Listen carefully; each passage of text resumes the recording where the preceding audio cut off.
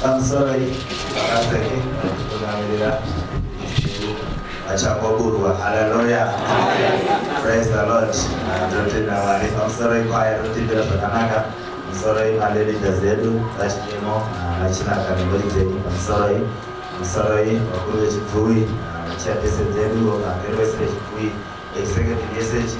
I'm sorry. For this level, Pastor Maondo na baba Nemori, for this Msaba, baba Nemori. I'm sorry, Mose. Mufaro mfakari kuone kusara nasi.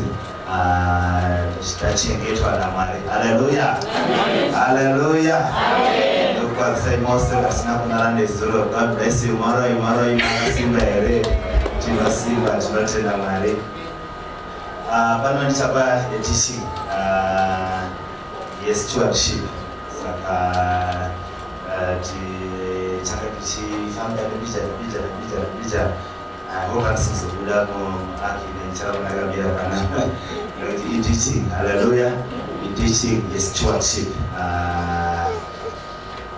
The design break kama ni kusema stewardship of giving. Ndio design break kama I'm trying to explore my avenues of stewardship. Praise the Lord. Hallelujah. Amen. Now stewardship ili bakawanda. Stewardship ine mafacet akawanda. Kwa sababu tunamweleza kapira pano. When stewardship of giving, shaka nature. When stewardship of health. Go on not of your body, your healthy. So unoja, unombo exercise away kupinda baloti. Meshimo manya over 5 kg. 10 kg anakapendwa ndio kumela kupendwa sasa wewe ukifika kwa nje. Hallelujah. Just exercising, just taking care of your health. So it's an avenue of stewardship. It's broken that once a month to need stewardship of health. You sanga na segage Sunday at 6 o'clock. Wana kama hanya wana manya 2.5 kilometers. Wana manya 1 kilometer. Wakati akina tujeli ndikawanya ndiko kumele kwa gate ukanmoyo kwa kumele kwa gate chirodo matangi wachi ndo kudaka wachi so amana manya 5 kilometers amana manya 2.5 tidone marusa tima manya 10. It's just taking care of our bodies. Hallelujah. So it's a good avenue of stewardship. You know, even manya wakati tusoro manya mambana nega na office fungwa zako zinaweza zakaanza kucheka wachifunga wachiita tuma solutions paka wanda wazifungwa last year renga ramo budis wabash for some direction. Hallelujah. So that's another avenue of stewardship of the environment. Atino gara inganyana pano ndikazori pano Methodist anotara driver anotapedza kumwa bhodhoro plastic riya obva nemba window kanda plastic. You are not a Methodist. Praise the Lord. You are not a Methodist. Hallelujah. Kanapedza uchikapai plastic riya obva wangoitora wakanda nebanze. Stewardship of the environment. You are a steward in the environment yaunogara. Mwari vakakuisa environment here to take care of it. Yeah. Hallelujah. Just that we should try to exercise a stewardship. By so doing, I want to exercise a stewardship. Saka another avenue stewardship. Fakare sikure no chukuro kure na stewardship of environment. Chalo kuyani usunati same sweating planning where kuyani neat. Just taking care of climate change. Hallelujah. Tanzania climate change. This one is the Lake Chad. I'm follow Lake Chad. Lake Chad commercial activities are one. A lot of commercial activities from that lake.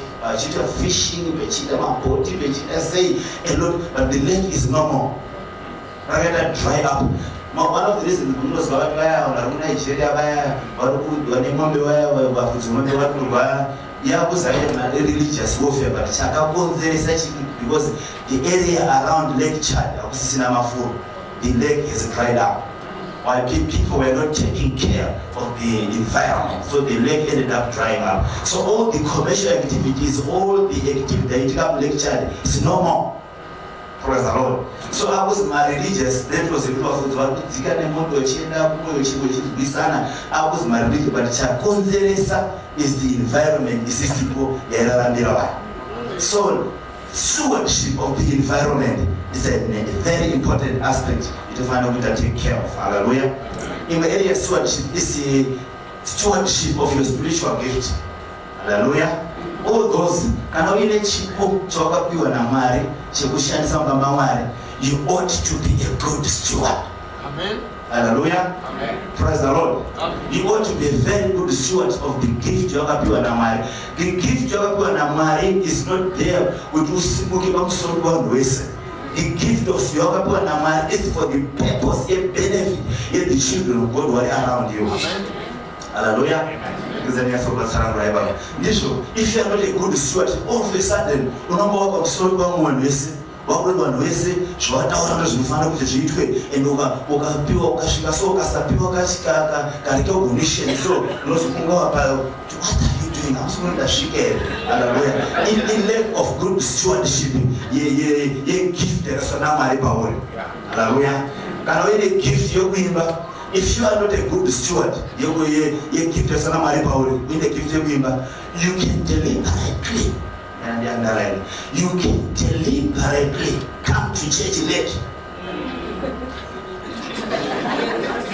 Hallelujah. Deliberately come to church late. But you see what one was it? But we can have struggle, so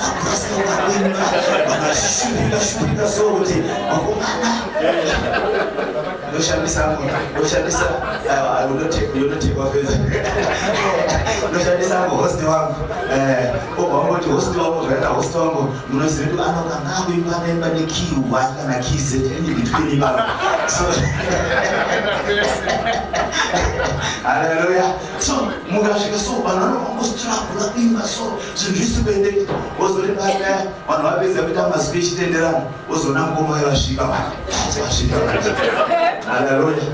Kwema komoni chimudana. Yomuna. Sisi sema fuduka ya. Chapita. Praise be to Jesus. Muna sina kutora not a chipo chasana maripari.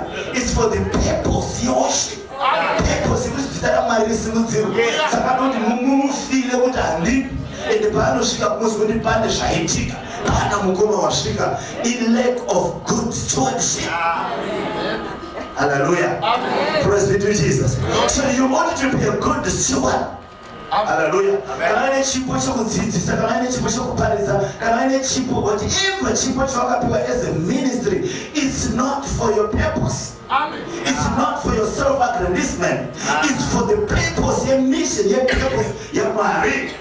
So that the gift in the power, it should give glory to God. It should not bring glory upon you. It should point to God. Amen. Hallelujah. So good stewardship of your spiritual gift. Amen. Amen. Hallelujah. Amen. Hallelujah. Amen. Chipo cha administration kumosvika so kaparongo pechiona was miria chaisikuya kwauri ndikwenda kuna mari. Praise be to Jesus. Amen. So all those are facets of stewardship. Amen. Let's come to Yesvaranas area of stewardship of giving. Hallelujah. Amen. Genesis chapter 22. I'm going to over this one, verse 18.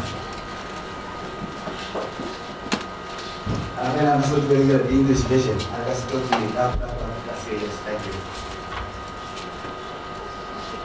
Yes. Genesis chapter 22, verses 1 to 18. Abraham tested the soul. Sometime later, God tested Abraham. He said to him, Abraham, here I am, he replied. Then God said, take your son and your only son, whom you love, Isaac, and go to the region of Moriah. Sacrifice him there as a burnt offering on a mountain I will show you. Early the next morning, Abraham got up and loaded his donkey. He took with him 2 of his servants and his son Isaac. When he had cut enough wood for the burnt offering, he set out for the place God had told him about. On the 3rd day, Abraham looked up and saw the place in the distance. He said to his servants, "Stay here with the donkey while I and the boy go over there. We will worship and then we will come back to you." Abraham took the wood for the burnt offering and placed it on his son Isaac. He himself carried the fire and the knife. As the 2 of them went together, Isaac spoke and said to his father Abraham, "Father." "Yes, my son," Abraham replied. "The fire and the wood are here," Isaac said. "But where is the lamb for the burnt offering?" Abraham answered, "God himself will provide the lamb for the burnt offering, my son." And the 2 of them went on together. When they reached the place God had told him about, Abraham built an altar there and arranged the wood on it. He bound his son Isaac and laid him on the altar, on top of the wood. When he reached out his hand and took the knife to slay his son, but the angel of the Lord called out to him from heaven, "Abraham, Abraham." "Here I am," he replied. "Do not lay a hand on the boy," he said. "Do not do anything to him. Now I know that you fear God, because you have not withheld from me your son, your only son." Abraham looked up there. In a thicket he saw a ram caught by his horns. He went over and took the ram and sacrificed it as a burnt offering instead of his son. So Abraham called that place, "The Lord will provide."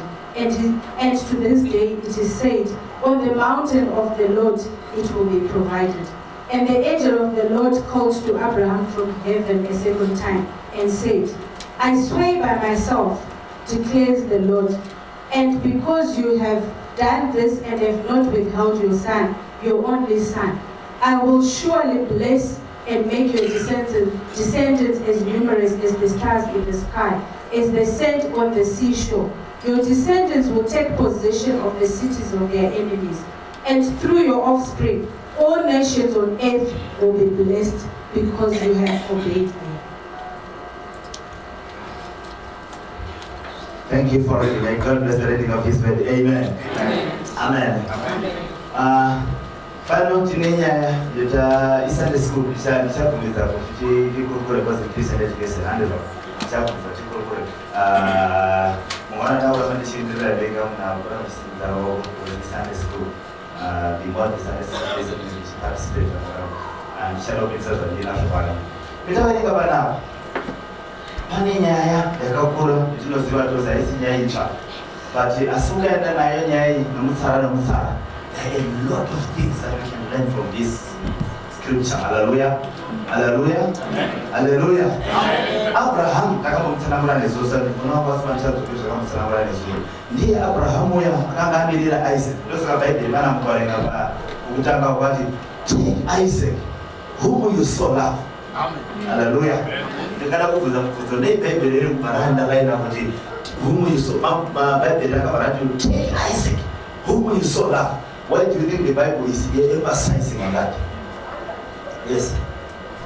Son of the promise. He's the son of the promise. Yes. Number one.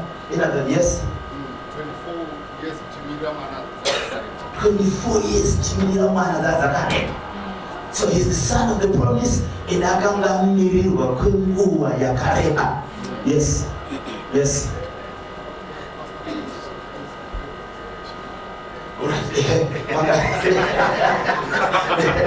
True, hallelujah. You know what Ishmael? And the Bible says Isaac was Isaac. There is this one, and Baba specified. Why is this out of it? And Baba specified, hallelujah. So he's the son of the promise. And Akanga Miriwa for 24 years. Hallelujah. So what do you make of this? And I'm already and now Peter shall know this is a so what do you believe? It's a disclosure.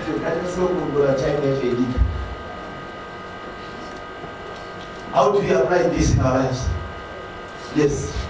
I think through experience I've also learned paunoisa mwoyo wako zvakanyanya Mwari ndopanoyo. Yes. Because chiro ichocho chakukompita Mwari nechiro ichocho chikukompita saka ukagona kuchisacrifice kuti Mwari wapamberi. Hallelujah. Chaunodisisa maningi ndo pane mwoyo wako. Ndozvabhaibheri chiri pane pfuma yako ndipo pane chii, ndo pane mwoyo wako. So Mwari vari kuti ipopo pane mwoyo wako ipapa ndopinda kutestana. Ndinoti do you love me pane mwoyo wako. Hallelujah. Praise the Lord. Pane pfuma yako, pane ma-resources ako, pane treasure. Let me use the word treasure. Pane treasure yako, Mwari ndo parodi pako. Ndokuona kuti unondida here nepane treasure yako. Kune mivhuruvhuru, kwete zvinhu zvazvo unotoona kuti this I can do it. Ayo, pane treasure yako. Hallelujah. Hallelujah. Nokuti mwoyo waAbhurahama wakanga uri pana Isaac. Taisara kunaziro kuti murume akanga umirira kwenguva yakareba. Vamwe vacho chitomboti mhoro Isaac iye asikwa Isaac wacho. Ochibva azoya mati oti gare Mwari mazozadzisa zvemakarozi ichocho chinozadzisa chire chovanga wakamirira chitora ichocho pane mwoyo wako ndo pane mwoyo waMwari wofuti. Hallelujah. Praise the Lord. So our love for God is also demonstrated on the things that we love. Amen. Hallelujah. Our love for God is also shown on the things that we cherish, that we value. Amen. Kwene miruburu. Hallelujah. Mwari obhazi ndokukhotire andisakafana kuunganidza mivhuruvhuru munyasi metafura. Aiwa.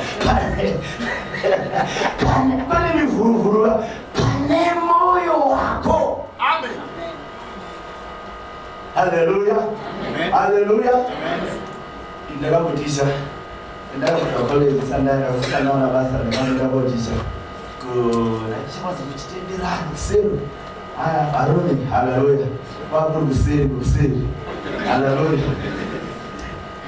When you look at the grace, the prevenient grace damari, the grace damari. Hallelujah. Aitisha was kunyamidzi kuseri kunoziva kulorowa kwewo kuti dai Friday iri payday Friday maoda kuenda pakusaka mamutare vazenenge vakubva pakusaka rakuzoka kudai imune muchidobva kuchikoro muchida kuchienda kudai saka it was 12 kilometers kuti ubve pachikoro ndaidzidzisa 12.5 kilometers kuti uende kobata Dorowa road here. Hallelujah. Praise be to Jesus. Saka taifamba netsoka kubva ikoko echi varume hama Mwari vakanaka. Hallelujah. Praise the Lord. Hallelujah. Hallelujah. Amen. Unoimba ufamba ugoimba uchidza nemasongs uchikosa 12.5 kilometers zvikasvike paroad. Hallelujah. Kamboimba Mwari muri zuva rangu waupererwa Mwari muri munoziva kusasimba kwangu uchienda. Hallelujah. Wasvika the grace of God that has taken us this far. So ndaitisha as comments. Hallelujah. Comments inotaura kuti what is man? From the comments. What is man? Man is anything that is used as a medium of exchange. From the comments. Hallelujah.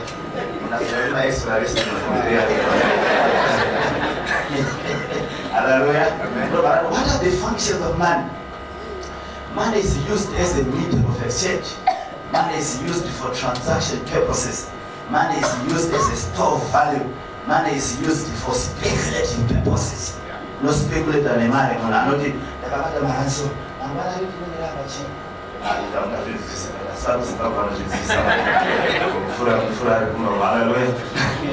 Because every day it's speculation. And you can make money out of speculation. So man has got those 4 basic functions. Hallelujah. Then what are the characteristics of man? Man is a scarce. It should be scarce. Hallelujah. Identifiable, all those are functions. So man should be portable. I can be having 20,000 US in it's portable. But in money is scarce. Hallelujah. I want to be pace. You want to toy. You want to to work. You ought to invest in labor to get money. But what you invest in labor? Money should be scarce. Hallelujah. Amen. Hallelujah. Amen. Praise be to Jesus. Amen. Hallelujah. So, muscasity will marry you, muscasity will resource you. God is saying, God is calling you to worship Him. Amen. Yeah. Let's go. Let them see the more emotional. Praise the Lord. Hallelujah. Financial is scarce. Financial will marry you. Yeah. Yeah. Hallelujah. Amen. Hallelujah. Hallelujah. Hallelujah.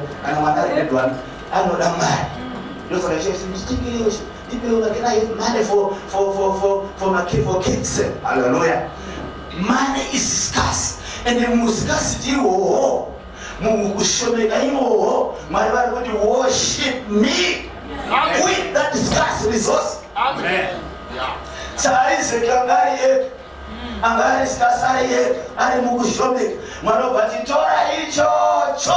So don't wait with Maria.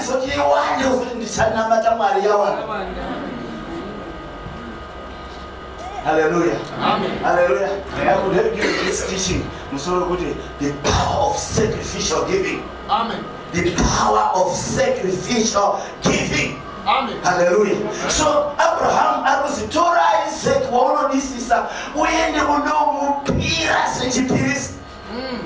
Hallelujah. Amen. No Torah Isaac. No Wafanga Nai. Wafanga. Let the not Torah Hun. No Paisa Musana Isaac. Hallelujah. Hallelujah. About this issue. This was prophetic. Hallelujah.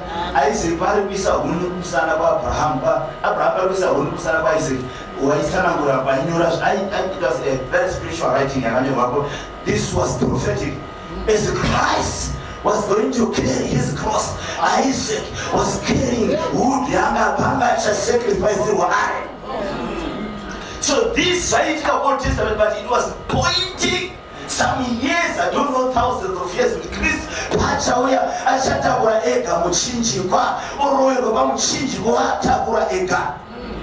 Hallelujah.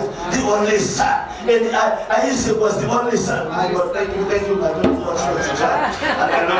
My God. That's not what we know from that anymore.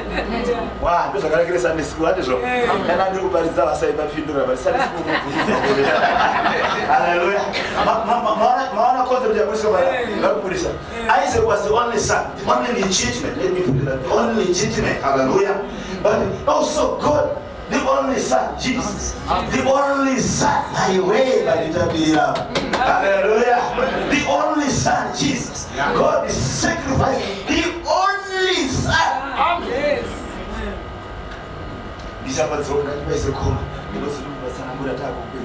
Hallelujah. Praise the Lord. Praise the Lord. So Isaac otora honi utakura wafamba Isaac alobvunza baba wake. Hallelujah.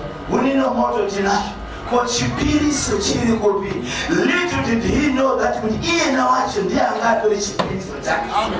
Hallelujah. Hallelujah. Usaki pandibda ndeba. Pano shika so Abraham afama ne maservants akawafamba. Washika pane pano shika umisa maservants.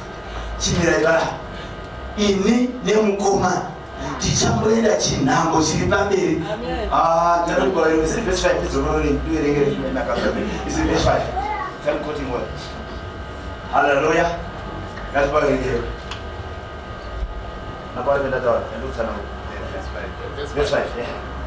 He said to his servants, stay here with the donkey, whilst I and the boy go over there. We will worship and then we will come back to you.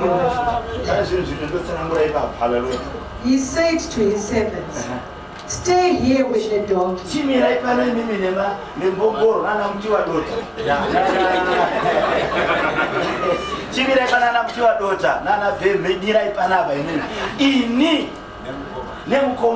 Hallelujah. Nyaya giving, nyaya worshiping, Pani ponda kuzvipatsanura from the general. Vanhu vese tinongoti chetaonako ketaona taikona kuzvipatsana kuti utore chinhano chinoenda pamberi chinoti pfuurirei vamweni chiri distinct chiri unique chiri a class above the rest chiri outstanding chiri hallelujah. Wakuzvipatsanura from the general. Nyaya kunamata Mwari nepfuma iregerese. Amen. Mumwe munhu anenge asati achizaruriwa anofunga ndikauya kuno ndikasimudza maoko ndikadai so zvakwana. Haleluya. Ndakakutsanangura paisa pane zvinhu zvinoitwa nokutsanya. Pane zvinhu zvinoona Mwari nokutsanya. Pane zvinopindurwa nokunamata. Pane zvinopindurwa nepresence yavo. Pane zvimwe zvinopindurwa nearea of zvinosarurwa negiving zvisingasarurwi nomunamata. Kudai ukanyandokomokora seizwi rikapera rese that because you are using the wrong key it will not happen. Amen. Hallelujah. Hallelujah. Because my first is akaiswa naMwari and akaiswa for a reason. Amen. Mwari awaite zvinhu nje wakatozviisa for a reason. That's why kuine mafast essay worship and imwe naimwe ine zvainoita. Imwe yacho ine zvainoita zvisingakwanisi. It's like a key. Hallelujah. Auyi nekey yegonyeti 323 because it's a bigger car. It's a 30-ton truck. Saka handa breakdown with a key going to rasa key. Unoranga pa road.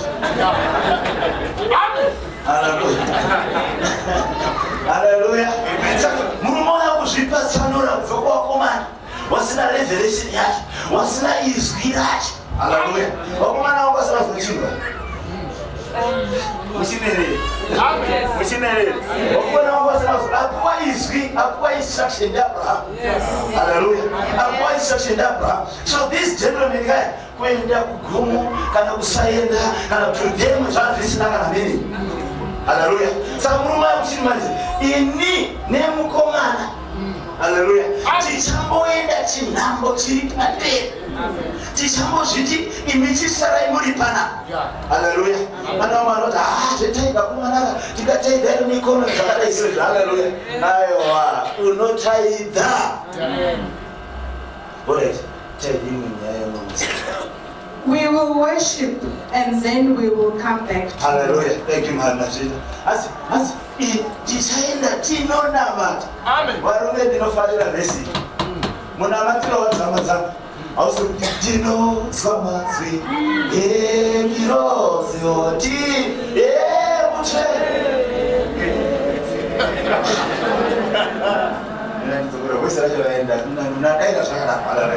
Ndinozwa mazwi emirozoti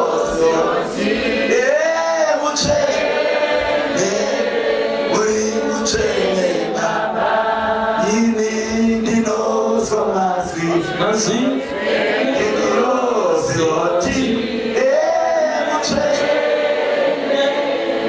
Uri mutsvene Baba. Ausomuna maturura upanapa. Hallelujah. Nomurume kuti inini mwana ndichamboenda konamata. Namatiro chaenda yekusacrifice chaanodisisa. Namatiro chaenda yekusacrifice chaakamirira kwemakore akawanda. That which he saw now, that which he saw. No munamatiro wacho rikuitwa pana. Hallelujah. Asi kuti kwire makomo ndichimudana. Hallelujah. Ndaone manyawe mukatika unokwasa kuzomukutapirwa mune chitunga chinowo. Ausi munamatiro wacho. Munamatiro waku sacrifice chanodisisa. Kufadabura, kukwadabuka. Chanodisisa. Chakamirira. Hallelujah. Come on somebody. I'm making a call upon you. Wakunamata sacrifice chaunodisisa. Amen. Amen. Giving yako naiti an element of pain. Amen. Who's good? I have parted with something. Of value. Yeah. Hallelujah. Amen. Daoma murumo yanga chibotso. Kuti Mwari paimona so aisi kale kamkuma asimwari ndizvo Mwari kuse ndakamira mfana echikana kechimhanya so airwadziwa kuti ndakwenda kopa chandinodisisa. So giving iripo in an element of pain. Amen. Yes. Yeah. Sure. Hallelujah. Because I don't have the power of sacrifice that I see. But no sacrifice, but panic a pain and either you are killing it or you are panic an element of pain. So worship is never full until you shake an element. Hallelujah. Saka ndiyo munaro yangu 600 church. Hallelujah. Ndafunga ikumba zvenda kwenda kuba kwa Mwari. Andisimunoenda kunosimudza president Buruka after all what is suggested in an element of worship to giving. Amen. Praise be to Jesus. Amen. Ora ngatifanira mberi. Wafamba. Anosvika pagomo. Pagomo. Anawinda contribution watakuita this Sunday school. Mwana na uri ngandiri emotional there. Nokwa zvamuitika but this Sunday school nokusimudza roko rwako kutaura because ya about this Sunday school. But maybe let me cause any other contribution. I know ego yazaruriwa. Ungazoshare mukana wale na mnamalisha.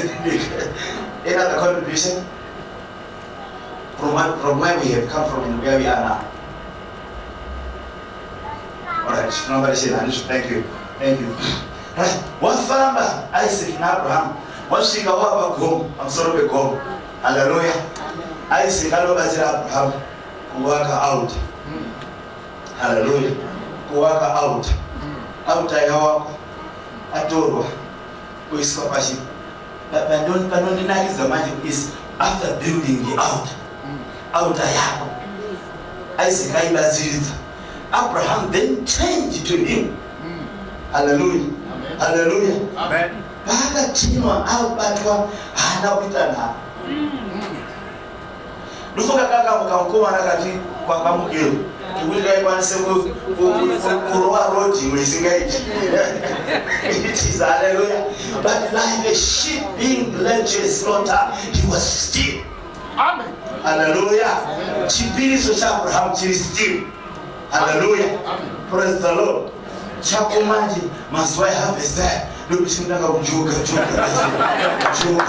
kweso chakanaka anakumbuka kamwe kachinhu so because achiti kuda kuuya kuiswa paauta. Amen.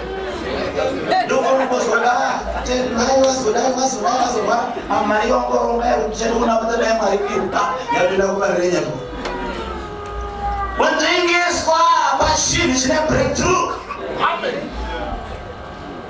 Hallelujah. Amen. Hallelujah. Watengeswa bosdo amene zvakuitika mapaitika lecture for mayese baya watengeswa pachinhu chine breakthrough. Amen. Nekuti nyaya yekupa haina kutanga nemunhu, yakatanga naMwari wacho. Amen. Hallelujah. Praise the Lord. So when he was laid, hana kuita nha akabvangoradzikwa paauta. Hallelujah. Murume anga akuenda kufundisa, murume anga asikumira kufundisa, murume anoziva soko raMwari akabva atora bakavanga. Hallelujah. Bakatwa murume akurovapo akuti nokuti zvataurwa naMwari ndinozviita. Hallelujah. Nokuti zvataurwa naMwari ndinozviita. Hallelujah. Hallelujah. Amen.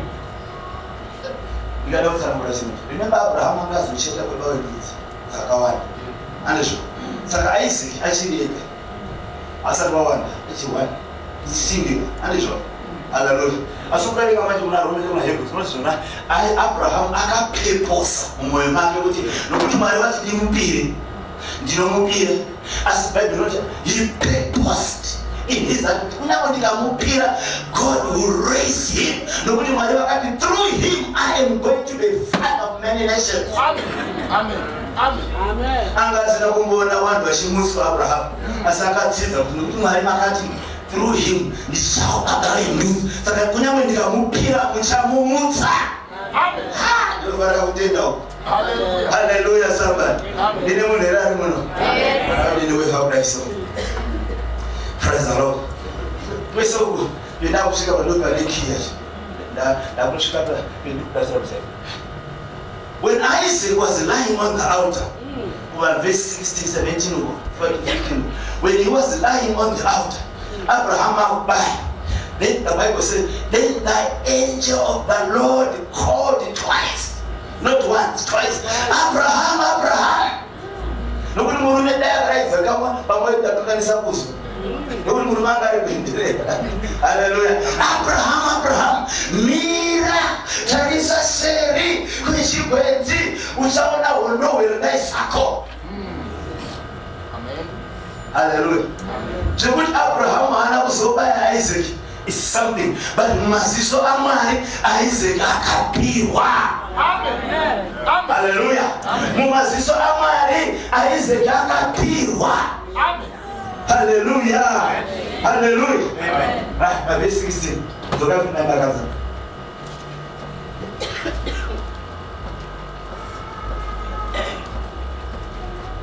She's very much.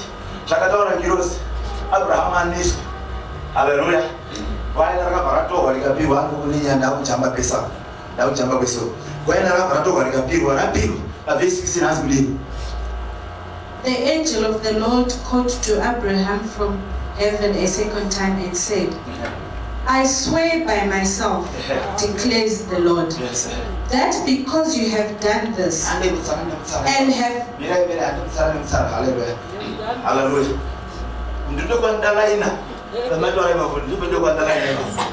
Hallelujah.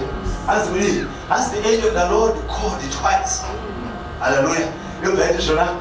Because you had done this. Hallelujah. Let me discuss. What do you make inside the explosion? Let me discuss.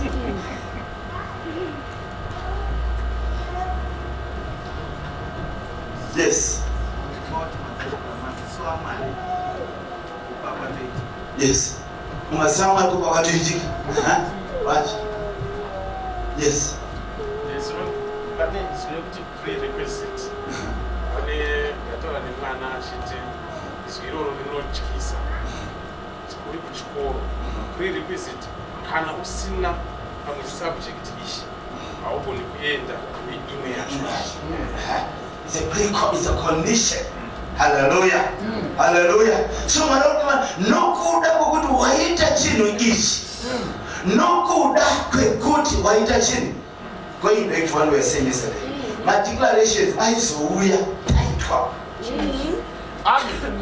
Amen. Chimwe chimwe paitwa chimwe chimwe. Manoshiti Solomon nokuti wandipira mombe 1,000. Hallelujah. What can I do for you? 1,000 katika second Chronicles chapter 1 Solomon hapa mombe 1,000 masika ati ku Gibeon patrobekuni yaisangana marine wano mandero achako dzoka kumba kungotirare naye ana kurota chijaba makuwa ana kurota chirumbirwa nembwa ana kurota chiruma nenoka akarota maramu Solomon wandina mata masika ati pa Gibeon nokuitirei. Amen. Amen. Amen. That is so glorious. Hallelujah. That is Solomon was making you. I'm here, our president. Dini Solomon, mwana wa Biesheba, baba wangu Davida, wakawanana zvisiri zvonde sananguri. Mwanani wacho, wanga usi, wakatofa munhu. I don't know you the story. Wakatofa munhu. Akatofa munhu, aizani. Yuri, akatofa Yuri. Hallelujah. Saka wakawanana zvisizvo pakatoita rufu pakatodeuka ropa asi Mwari hamuna kutarira nhoro ndiyo makandiita mambo weIsraeri ndamira mupresence yenyu nokuti makanaka nokuti makarurama nokuti ngoni dzenyu dzinogara nokusingaperi hamuna kutarira nhoro yangu makandida zvakadaro believing and grace. Amen. Ndauya kuzokuna mata yedu mombe 1,000 kwabvamira kubvadzachekwa mombe kusvika pa 1,000. Hallelujah. Ari mupresence yaMwari paakangodzoka kumba kwake manheru acho ungotirari ndokwadzokorora ndati haana kurota achirumbirwa nembwa haana kurota achirumwa nenyoka haana kurota tete wake wakamira wakabata hari haana kurota sekuru wake wakagarira hari wakabata tsvimbo akarota Mwari kuti ndini wevanamata masikati paGibhiyoni ndokuitirei. Glory to God. Praise be to Jesus. Amen. Hallelujah. Mwari wakuti Abraham pamusana pekuti waita chinhu ichi ndobakiba pamusana because you have done this. Number one, kwa wazi mlini pane zvinhu 4 zvatinofanirwa zviri pa na 4 declarations akaitwa. And have not withheld your son, hauna kuramba wakabatira mwana wako, hauna kuramba naye, your only son. Your only son. I will surely bless you. Number one, because you have done this, I will surely bless you. So the blessing, I hope Sandibada Mushika. Remember Isaac, as an act of worship. Understand? Because by the Chamber and the man of Bondo Nama. And so the emphasize the money, the money on the side of it. It is an act of worship. Chipopa, Chapiwa, Pachesacho, Chine Simba, Rekushita, Shakuna Babuno. The Lord was over. The Lord decided to is the moment. And we are it is an act of worship. Amen. Hallelujah. Icho chipo chapiwa chine simba rekuita zvakawanda. Amen. Yes. Hallelujah. Amen. Hallelujah. Amen. Hallelujah. Mumaka pairi mari asi zvakamanifesta muutano. Yes. Hallelujah. Mumaka pa kuna Mwari iri mari asi zvakamanifesta mufaro mumba. Mumaka pa iri mari asi zvakamanifesta wana wechiexcella kuchikoro ma distinctions. Chipo manje chakuita Mwari vakukonzeresa ma-avenues akasiyana siyana asi iwe wapa as an act of worship. Amen. Amen. Hey. Hallelujah. Amen. Hallelujah. Amen. Mumaka pa iri mota asaba iri mota Mwari wakaenda kuwandusa basa rake, Mwari wakaenda kumundusira mama projects. Amen. Hallelujah. Saka ndizvo ndini munhu anoti ndoda kupa mota dzizuva dzatu nokuti God is God. God knows your needs more than you do. Amen. Hallelujah. Amen. He knows your needs more than you do. You don't come to the Lord my wants. As your needs, God knows that. Amen. Hallelujah. Pamusana pekuti waita chinhu ichi ndichakuropafadza. I will bless you. Amen. Hallelujah. Amen. Hallelujah. Taikura musuno tiri kuveko kuti kumazoblessa hama dzangu akusikuwanda kwemari chete. Blessing is not limited to financial terms. Hallelujah. Nokumati wakuti wakablesswa ndemunhane mari. You can be blessed. Kungova munhu ane mufaro. Kungova with the joy of the Lord. Pane mutsauko between joy and happiness. Happiness ndio inouya ine situation inenge iri. Pane kurohwa ipati. Hallelujah. Vachirohwa magitari happiness. Happiness irikuya nezviripo. Panongopera gitari kuzi takunzima PS muchienda ikumba happiness yapera.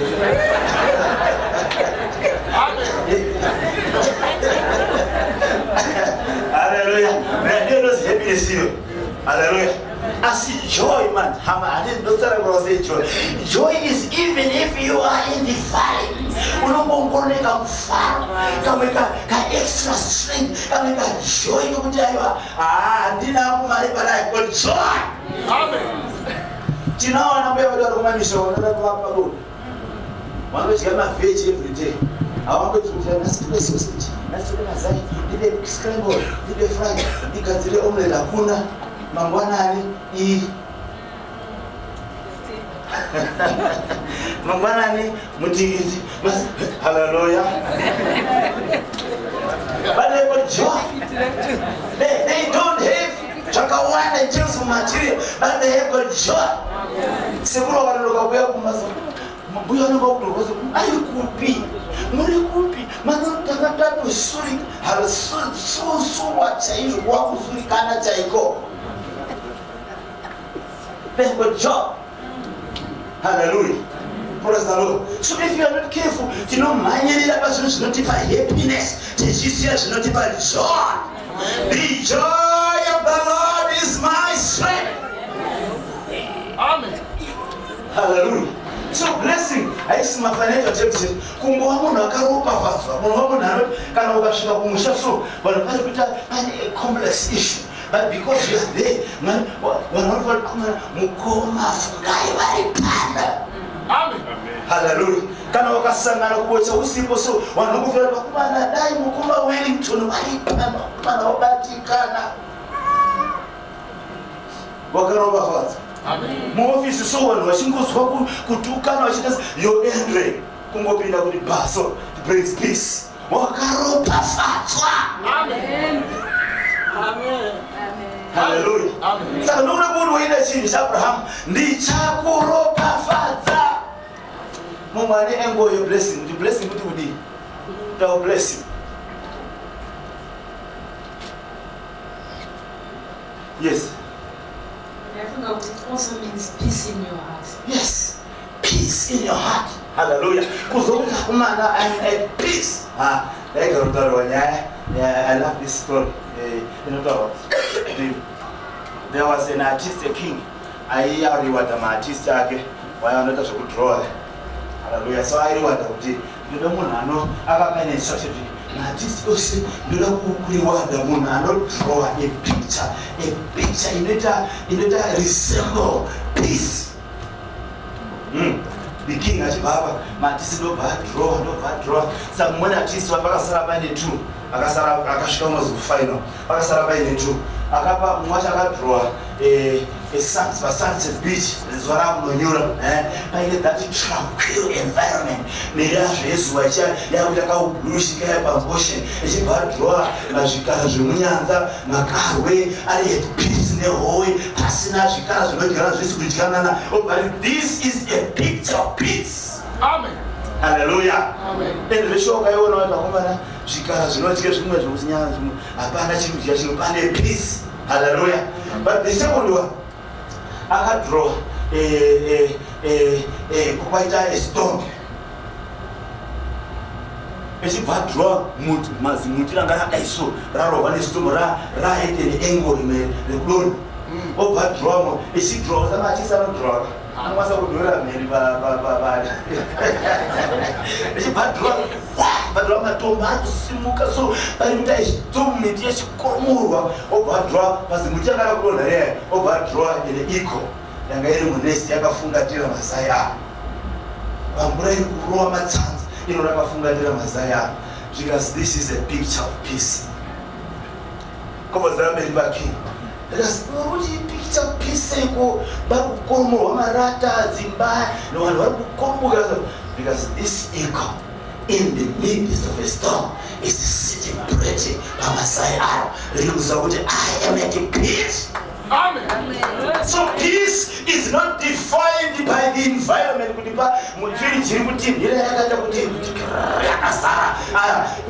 Pasina, you can have peace in your heart. Hallelujah. Hallelujah. Like an eagle in the nest, in the midst of a storm, sitting pretty. Hallelujah. Amen. Right, number 2. And make your descendants as numerous as the stars in the sky and as the sands on the seashores. Bible says, because you've done this, I will multiply you. Because you actually that emphasize about because you that emphasize on the act of worship. Yes. I hope you see that. Because actually based on the act of worship. Yakupatano this is Yakupatano vano at the act of worship. Amen. Because they've done this number one, I will bless you. Number two, I will multiply you. God will cause multiplication. Amen. Hallelujah. Amen. Hallelujah.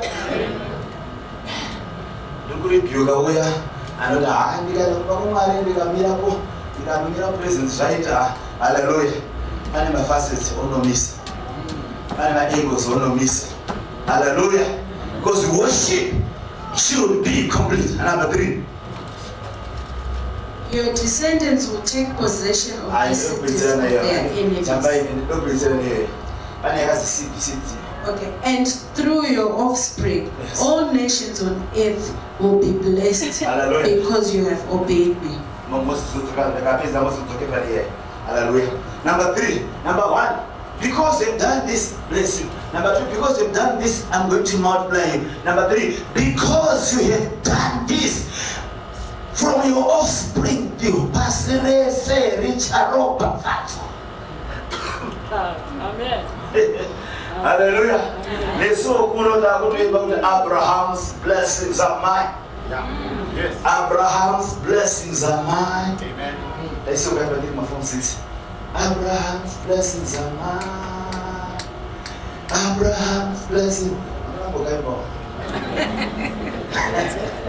Hallelujah. Hallelujah. Abraham's blessing. Pastor said that I am entitled to Abraham's blessing. Ariku Honolulu, Ariku Herzegovina, Ariku Zimbabwe, Ariku Egypt. Hallelujah. Ariku Yugoslavia, Ariku Venezuela. Amen. Basirese richaropa fatwa ona kandiyezva waita zvipi zvekunamata Mwari nepfuma zvekunamata Mwari nechaunodisisa. The last one. Your descendants will take possession of the cities of their enemies. Hallelujah. What's your take?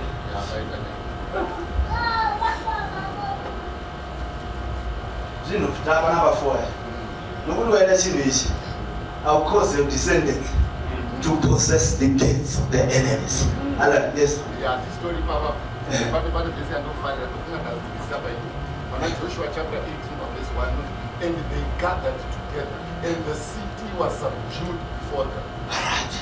Hallelujah. Hallelujah. As they gathered together. They gathered together and the city was subdued. I will cause your descendants to possess the gates of the enemies. Amen. Hallelujah. Those are why when I say by Israel, also my Philistine, no, why my giants before them, they were taking over. I will cause your descendants to possess. Amen. Mumwendo. Kachikurukure hama dzangu Sunday school. Kachikurukure Sunday school. Hallelujah. I'll cause your descendants to possess the gates of the enemies. Yes, I'm this.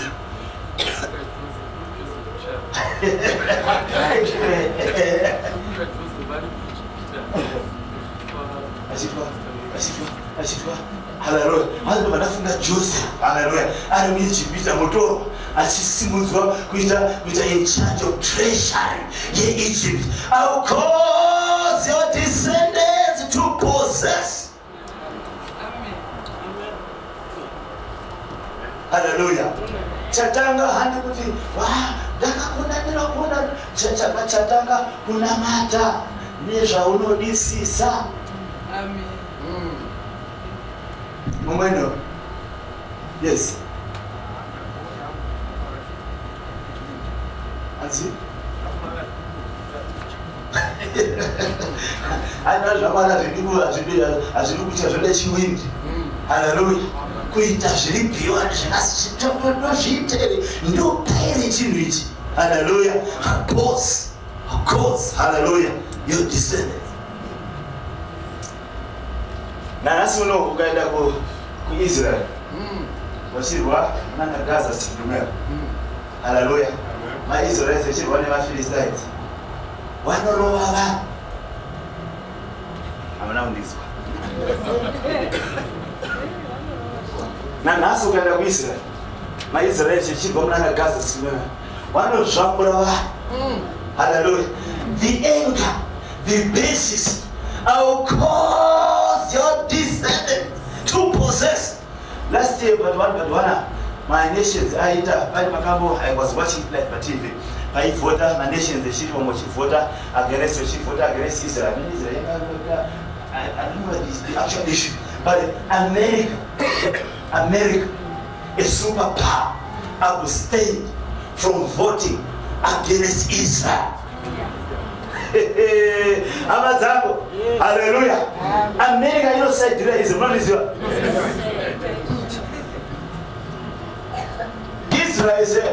Israel is not breaking America, they are nothing. Hallelujah.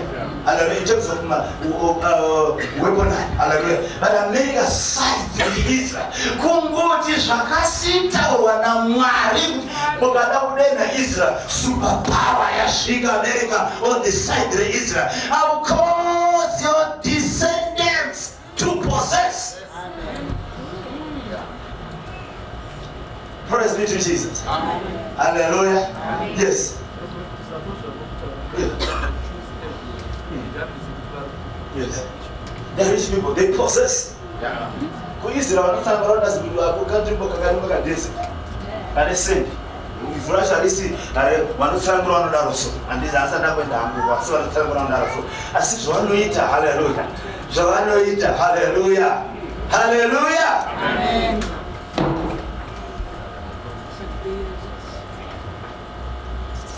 Yes. Yeah, stock exchange, you know, I got to share with my mind. I like to know if you are about politics.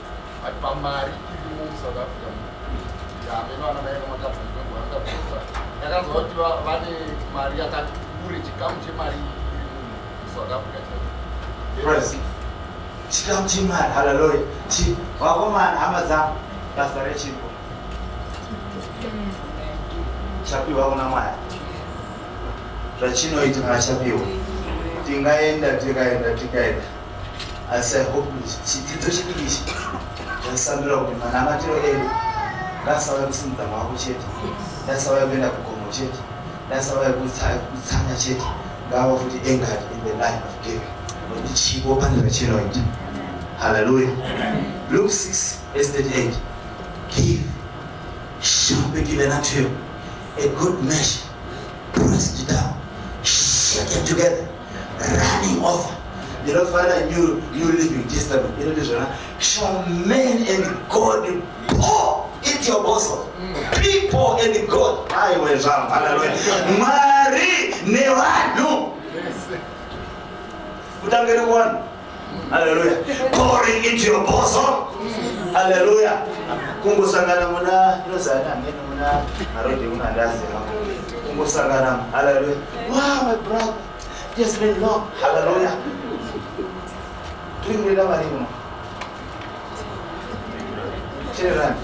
Hallelujah. Who sangana? Oh, it's been long. Oh, people pouring into your boss. Pouring into your He God Jehovah Jireh himself, pouring into your bosom. Amen. Proverbs 18. Yeah. Verse 16. Yeah. Chipo chemusvisi chapirwa kuna Mwari, chipo chemupi as the Bible chinosarura nzira. Amen. Hallelujah. Chipo chinosarura nzira. Hallelujah. Opening doors. Hallelujah. Opening doors, opportunities, avenues, opening. Amen. As a chipo chinoita. Number 2, everybody. Chipo chemusvisi chinomuisa pamberi pavakuru vakuru. Proverbs 18:16. Chinomuisa pamberi pavakuru vakuru. The people of influence. decisions. Chipo chemushisi chinoita kuti auyise pamberi pawo. Kana won'make my decisions asipo, wan'make my decisions in his favor. Amen. Amen. Hallelujah. Hallelujah. Hallelujah. And I wish you know a testimony that happened to Anama 2016. That's what I need a thing.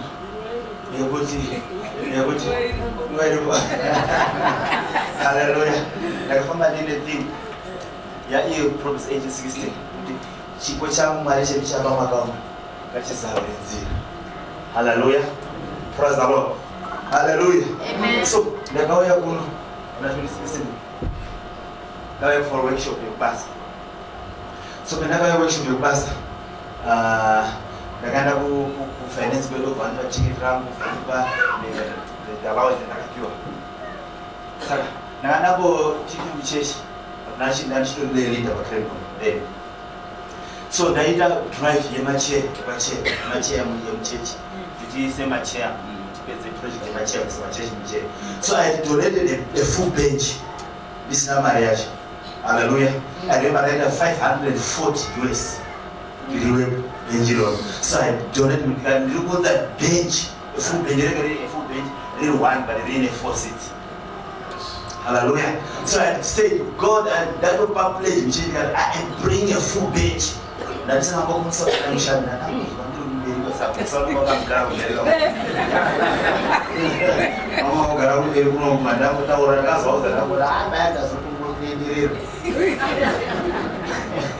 Hallelujah. So, then you Marovo, Chiri Bomara. Hallelujah. Then, Dovanaso, whether tribute, the Pala is there. So, the accounts player of the Pala is Akakanisa, in an office. So in the middle of the don't mind that Nakapa pledge. Namaya. No, but I don't mind with church. That's what I want to angel of Europe. That's Maria. Hallelujah. Hallelujah. No, that was it. They should go put down office in my secretary, Pina Mukapa, Pina Motamang, that would be a Motamang, call the bus. Because Maria, the calculated decision. So, Sarah.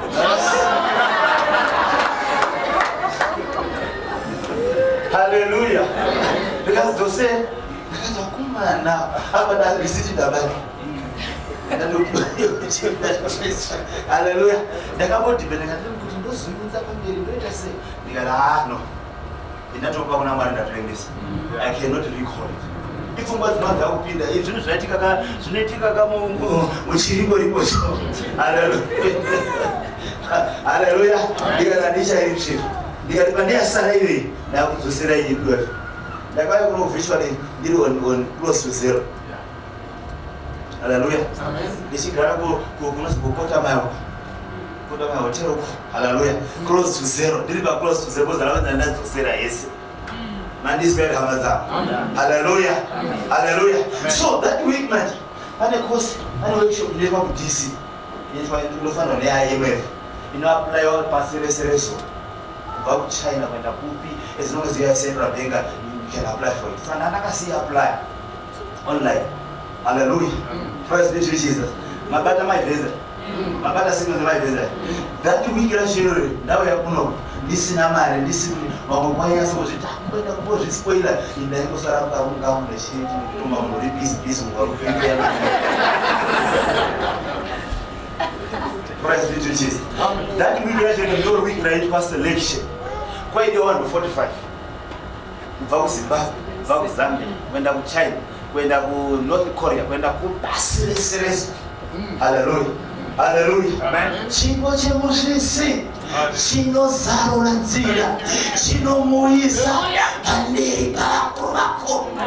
Selection with DC, Washington, by MF headquarters in Rimunu, Ripakota. Amen. Abandana said, hallelujah. Asichiposha muchiri kutawa epama. Amen. Hallelujah.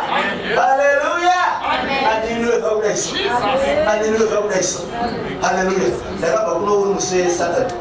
Hallelujah. Ndakabona uri kusefrand, ndakabona bora uri kusesarad. Because msefrand, Sunday kwaita competition they work for. Man is decided to change my itinerary to Friday. Ndichingopinda muofisi musemani, ndandisina kuya nelaptop kubasa ndasika access email kubasa. Ndichingopinda muofisi musemani, ndichipinda pa-email pangu so. Ndibva ndawana mune tsamba yabva kuIMF yekuzimisa mushami. You have been selected to come to DC. Ndakati chipo chemusvisi chinomuzarurira nzira chinomuisa pamberi pavakuru vakuru. Because we are sending you a ticket, right? Cost yako hama dzangu yanga iri yekubva kuhillside kuenda pa-airport. The rest kumbenango gidi pa-airport yanga yaIMF. Amen.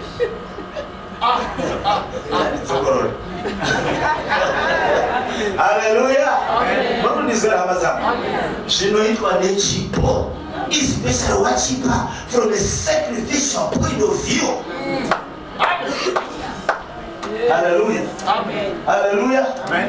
Praise be to Jesus. Amen. And also get to know this. My coach said, my superior, my immediate boss, and I apply. My immediate boss. Only application yake now. No, but that's a move. Boss, when you say, because the boy great, the boss come with high. Chipo chemusvisi chinosarudzira. Usatamba nesacrificial giving. Ndosaka Abraham akuti because wasacrifice ndichakublessa, ndichakumultiply, ndichakonzeresa pasi rese kuti neseed rive mafadzi, ndichakonzeresa zvizukuru zvezvizukuru zvako kuti zviropafadzwe. Ngati kwangu twaida boss ticket dinaro. Hallelujah. Amen. Hallelujah. Amen. Hallelujah. Amen. Andikamaliza kwa 16 September 2016. Hallelujah. Ichi hacha tapinda mjisimu. Kesi basi chipo cha mshisi. Ndio jamba kama basi. Penda kama ayo mfyange ngandibape itokupe the full testimony. Ayo mfyange nditumira the economy ticket. Remu Ethiopian Airways. Hallelujah. So ndaenda ne ticket yangu na boss kaza we want to upgrade your ticket. Amazon does want to upgrade your ticket to be in business. Hallelujah. Because cheka naye tikatenga ticket kuno once we finally party yangu watenga yekuipe pay madacheka na no refund. Hallelujah. Ndakaenda ndiri mu Emirates. Mu business class the Emirates. Instead of that direct to DC via Dubai. Hallelujah. Chipo chemusvisi chinosarudzira via Dubai. Ndapinda kuDubai on a Saturday morning. Flight was whole day in Dubai. There's about Dubai mangwana acho kama 2 years I did all full day because we check you in a hotel in Emirates. Chipo chemusvisi. Amen. Chinosarudzira. Amaya. Hallelujah. Amen. Praise be to Jesus. Amen. This na ndiri for 2 weeks kuchipera kudzika to business. Ndakati ndapinda mone kati andidzoki kuZimbabwe. Ndisina kusvika ku New York. Ndikadzoki ndisina kupinda ku New York. Ndisina kupinda mu Wall Street, mu Financial Street. Hallelujah. Ndakabata nomwe mufesi weku South Sudan. Tikatenga pa tikakwira bus. Ndakwira bus 5 hours. From Ghana ndidzoki ndisina kupinda ku New York. Hallelujah. 5 hours from DC. Now New York, ndasvika ku New York na around 11. Hallelujah. Batakwira zvimatuo bhazi tuo taswera ma 6 takwira bhazi rindadzoka kuma around 11 12 tapinda mu DC. One weekend yangari in between. Hallelujah. Amen. Chipo chemusvisi. Ndokuramba basa kuri mofika rimwe nayo CTV. Samana kuda anoba wasitu exchange yeku anoda kubeka ndere. Anobawazi New York ngalamupa ziliba isita.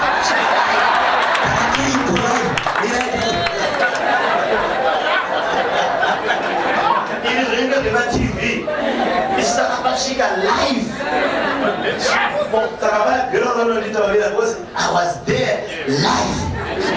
Nechipo chemusvisi. Amen. Check $540. Amen. I hope I've changed somebody's perception about giving. Amen. Somebody's perception about worship. Amen. You know, bad emphasis. God bless you. Amen.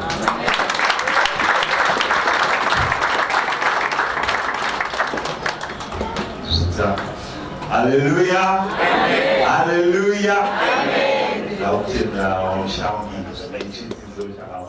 Hallelujah.